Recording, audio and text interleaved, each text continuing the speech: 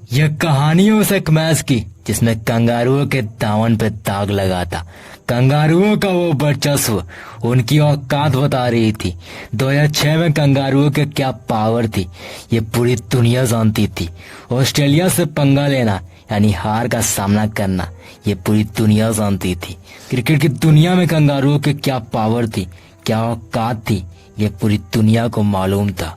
ये कहानी है इतिहास के सबसे बड़े रनचेस यानी 434 रनों की। नमस्कार, आप देख रहे हो the boundary line, the boundary line का स्पेशल एपिसोड, कहानी the biggest run chase in history.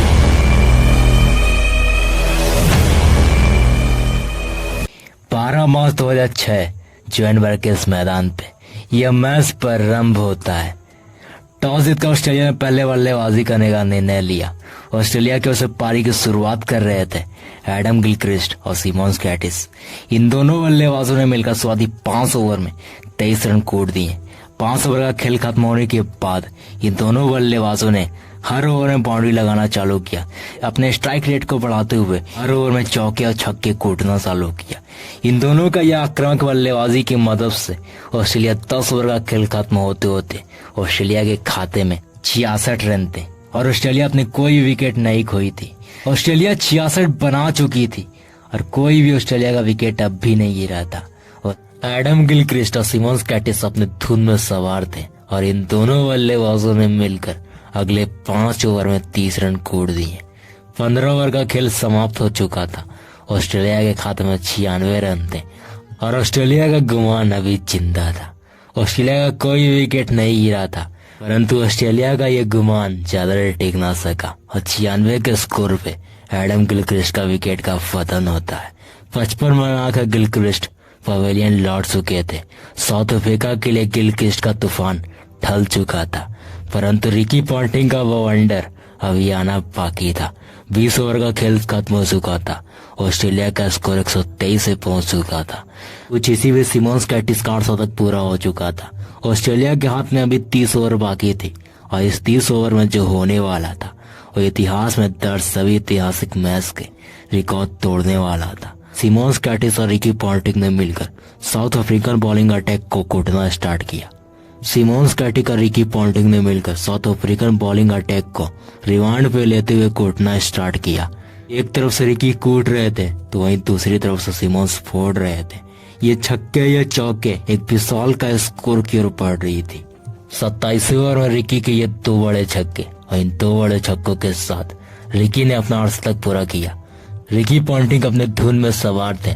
28 over में 3 लगातार बाउंड्री लगाकर 15 रन कूट दिए। 30 ओवर का खेल समाप्त हो चुका था। ऑस्ट्रेलिया का स्कोर 200 के पार पहुंच चुकी थी और ऑस्ट्रेलिया का मात्र 1 विकेट गिरा था। रिकी अपने धुन में सवार थे, परंतु कुछ इसी बीच एक बड़े शॉट के प्रयास में सिमोन कैटिस का विकेट का पतन होता है। सिमोन कैटिस एक बेहतरीन पारी खेल के पवेलियन लौट चुके थे, परंतु रिकी का वंडर अभी जारी था।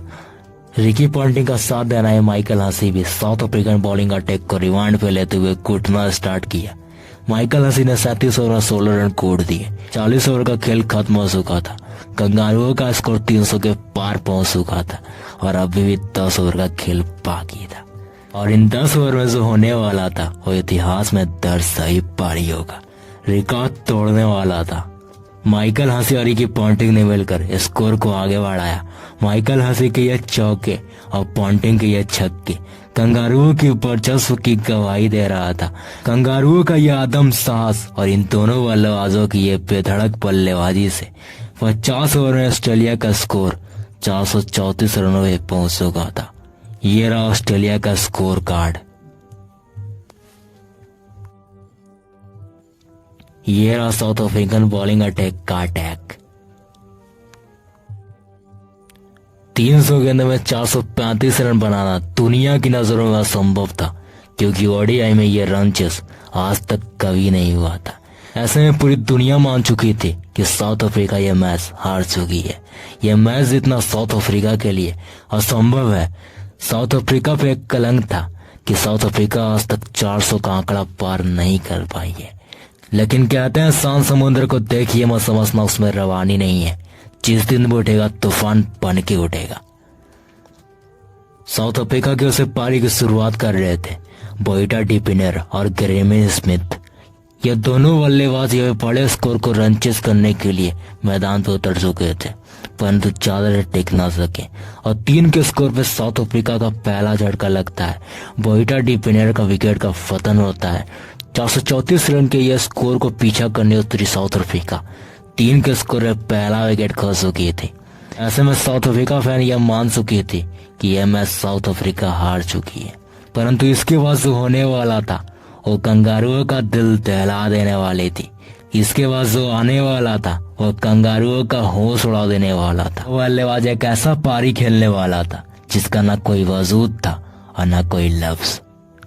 5 ओवर का खेल खत्म हो चुका था। साउथ अफ्रीका के खाते में 28 रन थे और साउथ अफ्रीका अपनी एकमात्र विकेट खो चुकी थी। ग्रेमी स्मिथ और हर्सली गिब्स ने अपने पारी को आगे बढ़ाया। 6 ओवर के पहले ही बॉल पे गिब्स का ये बड़ा 6 और इस 6 के साथ उसकी इस एक पारी की शुरुआत होती है। 7 ओवर में स्मिथ के ये 2 बड़े चौके, इन 2 चौके के साथ स्कोर गति तेज होती है। इन दोनों बल्लेबाजों ने मिलकर बड़ी समझदारी के साथ पारी को आगे बढ़ाया और 15 ओवर का खेल खत्म होते होते साउथ अफ्रीका का स्कोर 120 पे पहुंच चुका था। साउथ अफ्रीका अपनी एक महत्वपूर्ण विकेट खो चुकी थी। स्मिथ और गिब्स अपने अपना अर्धशतक पूरा करके क्रीज में मौजूद थे। इन दोनों बल्लेबाजों ने अपना अर्धशतक पूरा करने के बाद बेधड़क अंदाज में बल्लेबाजी करना प्रारंभ किया और कंगारू बॉलर्स को कूटना स्टार्ट किया।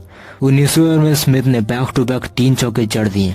20 ओवर के तीसरे बॉल पे गिब्स का ये बड़ा 6 और इस 6 के साथ 22 ओवर का खेल खत्म हो चुका था। साउथ अफ्रीका 190 पे पहुंच चुकी थी। गिब्स 84 पे तो वहीं स्मिथ 90 पे मौजूद थे, परंतु 22 ओवर के पहला ही गेंद पे स्मिथ का विकेट का पतन होता है। 90 बनाकर स्मिथ पवेलियन लौट चुके थे। पहला विकेट 3 पे तो वहीं दूसरा विकेट 190 पे गिरता है। स्मिथ और गिब्स के बीच 187 रनों की साझेदारी होती है। स्मिथ पवेलियन लौट चुके थे और अपना काम कर चुके थे, परंतु गिब्स अपने धुन में अब भी सवार थे और कंगारू बॉलर्स का दहन कर रहे थे। गिब्स के ये 2 बड़े चौके और इन 2 बड़े चौके के साथ हर्सली गिब्स का शतक पूरा होता है और इस शतक से कंगारुओं का होश उड़ चुका था, क्योंकि गिब्स जिस अंदाज में बल्लेबाजी कर रहे थे वो कंगारुओं की आत्मविश्वास को खत्म कर रही थी। 27 ओवर में गिब्स ने 2 चौके जड़े तो ये 28 ओवर में 3 चौके और 1 छक्का जड़ दिए, यानी पूरे 18 रन कूट दिए। दूसरी तरफ से एबीडी खड़े थे, परंतु एबीडी सिर्फ खड़े थे क्योंकि हर बॉल गिब्स के बल्ले पे लग रहा था, हर बॉल गिब्स खेल रहा था। 29वें ओवर में गिब्स का यह चौका और इस चौके के साथ हर्सली गिब्स का 150 रन पूरा होता है। 30 ओवर का खेल खत्म हो चुका था। साउथ अफ्रीका के खाते में 279 रन थे और साउथ अफ्रीका अपने 2 महत्वपूर्ण विकेट खो चुकी थी। साउथ अफ्रीका को अब यह मैच जीतने के लिए अगले 120 गेंदों में 155 रनों की दरकार थी, परंतु कुछ इसी वजह से एबीडी का विकेट का पतन होता है। 32 ओवर के पहले ही गेंद पे गिब्स का ये चौका जड़ दिया, वहीं दूसरी तीसरी गेंद पे बैक टू बैक 2 छक्के जड़ दिए, परंतु चौथी गेंद पे गिब्स का विकेट का पतन होता है। कंगारू राहत की सांस लेती है क्योंकि गिब्स के इस पारी के सामने कंगारू बॉलिंग अटैक पानी मांग रही थी। गिब्स 175 के स्कोर पे पवेलियन लौट चुके थे। 43 ओवर का खेल खत्म हो चुका था। साउथ अफ्रीका 358 में पहुंच चुकी थी और अपनी 6 महत्वपूर्ण विकेट खो चुकी थी। कंगारुओं का पलड़ा भारी हो चुका था क्योंकि साउथ अफ्रीका के पास मात्र 4 विकेट बचे थे और सारे बैटर्स पवेलियन लौट चुके थे, परंतु साउथ अफ्रीका के निचले क्रम के बल्लेबाज अब भी हार नहीं माने थे। जेजे वनबथ और माइक वाउसर ने मिलकर कूटना स्टार्ट किया और 44वें ओवर में 2 छक्के जड़ दिए।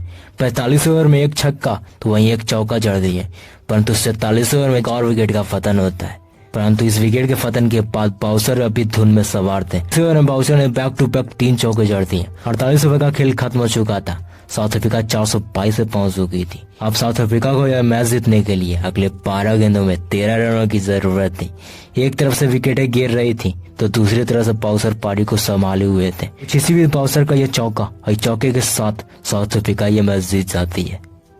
यह मैच या सीरीज साउथ अफ्रीका जीत चुकी थी। 434 रनों का यह लक्ष्य दुनिया के लिए असंभव था, परंतु साउथ अफ्रीका इस असंभव को संभव कर चुकी थी, इस नामुमकिन को मुमकिन कर चुकी थी।